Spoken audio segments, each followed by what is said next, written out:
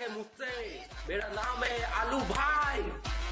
तो मैं तो मुझसे टकरा के क्या जय श्री राम बोलता है मेरा, तुमको मिलने से ना मोड़ा ही जगह देखो। যে সোশ্যাল মিডিয়ায় শ্রীরামের উপর কুমন্তব্য করেছিল তাকে আজ অ্যারেস্ট করা হয়। প্রভু শ্রীরাম ও রাম ভক্তদের উদ্দেশ্যে সামাজিক মাধ্যম ফেসবুকে কুমন্তব্যের জন্য ভিন ধর্মী এক যুবকের বিরুদ্ধে বরখলা থানায় এক এজাহার দায়ের করল বিশ্ব হিন্দু পরিষদের অন্যতম শাখা সংগঠন বজরং দল।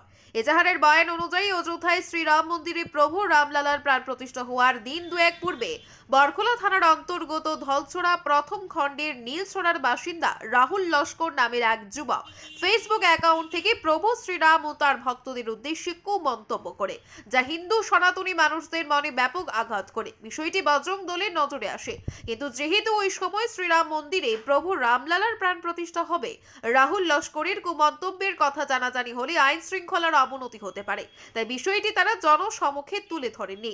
পুরুষোত্তম শ্রীরামকে নিয়ে মন্তব্য করে সনাতন হিন্দুদের ধর্মে আঘাত করা রাহুল লস্করকে অতি শীঘ্র গ্রেফতার করে উপযুক্ত শাস্তির দাবি জানিয়ে বজরং দল পশ্চিম কাছাড় জেলা কমিটির পক্ষে জেলা সংযোজক বৈভব নাথ দাবি জানান।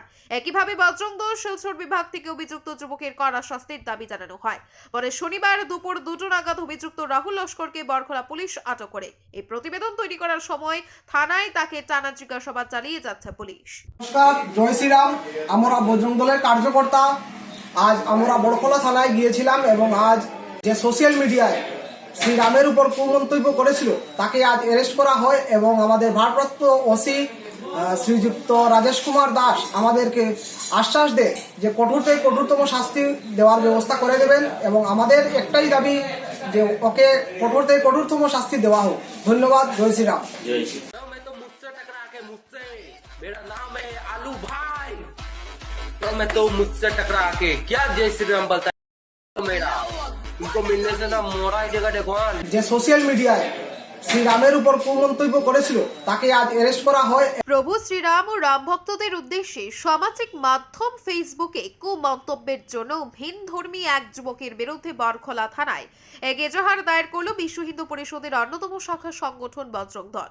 এজাহারের বয়ান অনুযায়ী অযোধ্যায় শ্রীরাম মন্দিরে প্রভু রামলালার প্রাণ প্রতিষ্ঠা হওয়ার দিন দুয়েক পূর্বে বরখলা থানার অন্তর্গত ধলছড়া প্রথম খণ্ডের নীলছড়ার বাসিন্দা রাহুল লস্কর নামের এক যুবক ফেসবুক অ্যাকাউন্ট থেকে প্রভু শ্রীরাম ও তার ভক্তদের উদ্দেশ্যে কুমন্তব্য করে, যা হিন্দু সনাতনী মানুষদের মনে ব্যাপক আঘাত করে। বিষয়টি বজরং দলের নজরে আসে, কিন্তু যেহেতু ওই সময় শ্রীরাম মন্দিরে প্রভু রামলালার প্রাণ প্রতিষ্ঠা হবে, রাহুল লস্করের কুমন্তব্যের কথা জানাজানি হলে আইন শৃঙ্খলার অবনতি হতে পারে, তাই বিষয়টি তারা জনসমক্ষে তুলে ধরেননি। পুরুষোত্তম শ্রীরামকে নিয়ে মন্তব্য করে সনাতন হিন্দুদের ধর্মে আঘাত করা রাহুল লস্করকে অতি শীঘ্র গ্রেফতার করে উপযুক্ত শাস্তির দাবি জানিয়ে বজরং দল পশ্চিম কাছাড় জেলা কমিটির পক্ষে জেলা সংযোজক বৈভব নাথ দাবি জানান। একইভাবে বজরং দল শিলচর বিভাগ থেকে অভিযুক্ত যুবকের কড়া শাস্তির দাবি জানানো হয়। পরে শনিবার দুপুর 2টা নাগাদ অভিযুক্ত রাহুল লস্করকে বরখলা পুলিশ আটক করে। এই প্রতিবেদন তৈরি করার সময় থানায় তাকে টানা জিজ্ঞাসাবাদ চালিয়ে যাচ্ছে পুলিশ। ব্যুরো রিপোর্ট, আজকের বরাক। নমস্কার, জয় শ্রীরাম।